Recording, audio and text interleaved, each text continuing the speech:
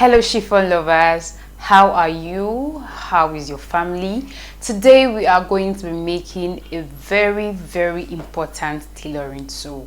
This tool is what we use for princess darts, corsets, breast pad. Is what we use to iron to give it a nice look and nice finish.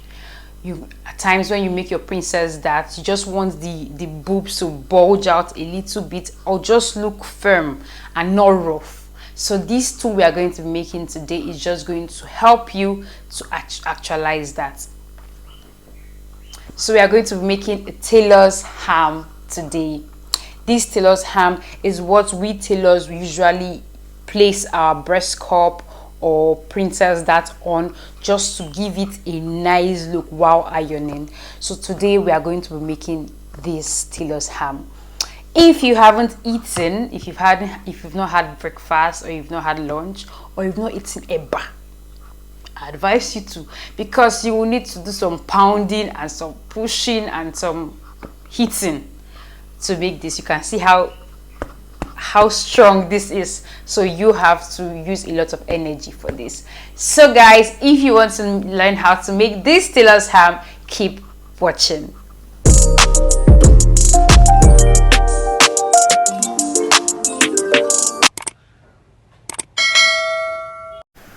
To make the tailor's hem today, I've just gone ahead to cut this piece of material. This is a scrap piece.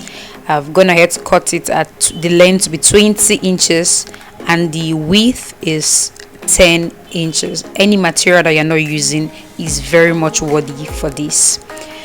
I folded the material into two. Ensuring that the right side is inside and this part you're seeing now is the wrong side. So I'll just go ahead to my machine and stitch this sides by half an inch, leaving that top side open. So I've gone ahead to stitch them. I'm just going to notch and remove the excess fabric and then flip it to the right side like I'm doing.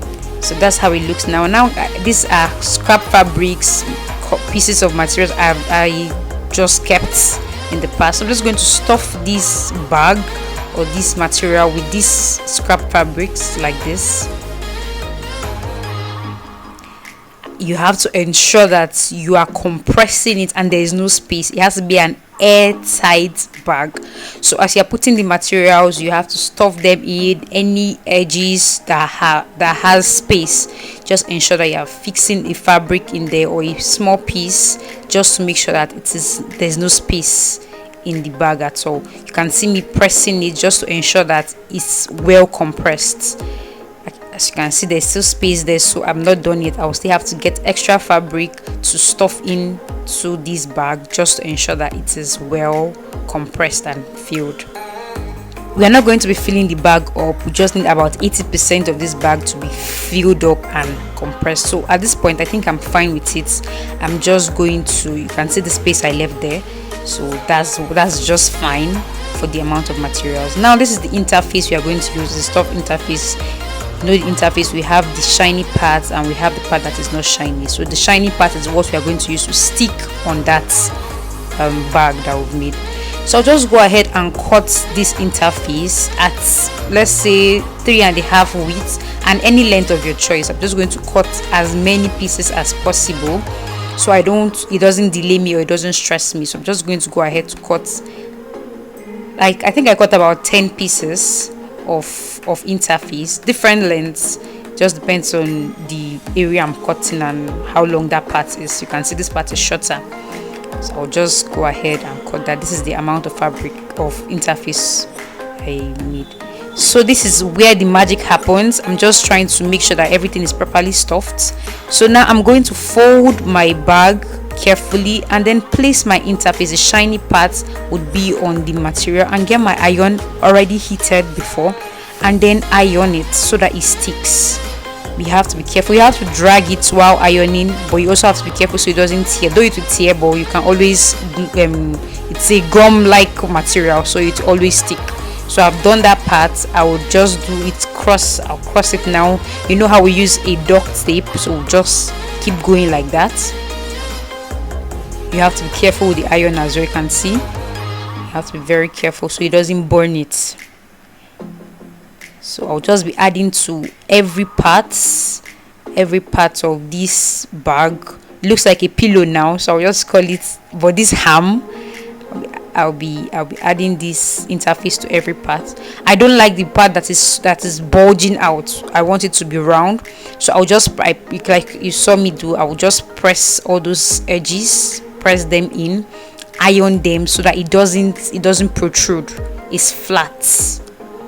It's not poking out. So as you can see, this is me just ironing it down, taking different straps of interface, ironing it down at different points, making sure that it's neat. You also have to drag the interface while ironing. You don't just put it, press it, you drag it, press it, you drag it.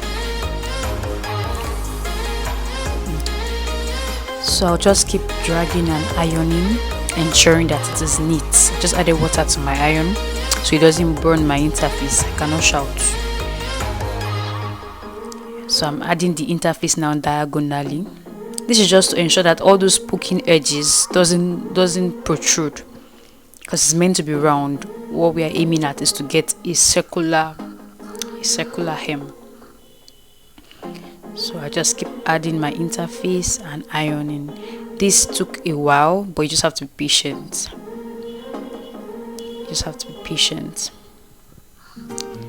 So next, I'm just going to press this ham. I'm going to press it well so that it can just mold well.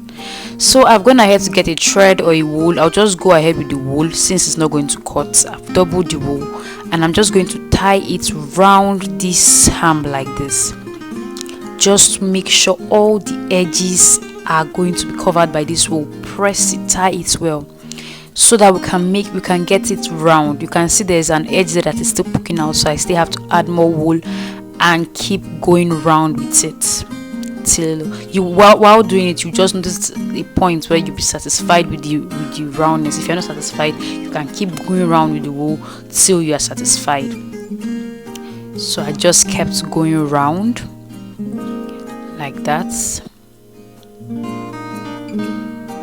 So this is the part that you also need to get ready for. It doesn't require much energy, you just need to prepare for it. So I'm just basically going to cover this hem now with the interface. That's just what I'm doing now. I'm just going to cover it up just so that it would give it a nice finish. I would have preferred a black interface anyways, but I'm using white. If you want to use black, that'll be fine too, so that it doesn't get dirty, because I'm sure this my ham now, after a while it will get dirty. So I'm just adding strips of this interface just to give it a good look, just to cover it up. So I'm just going to continue like that and basically use my iron to mold it well, just to create a nice look and a nice finish. I'm sure you enjoyed how to make this ham. Please, if you have not subscribed to my channel, you are not doing well.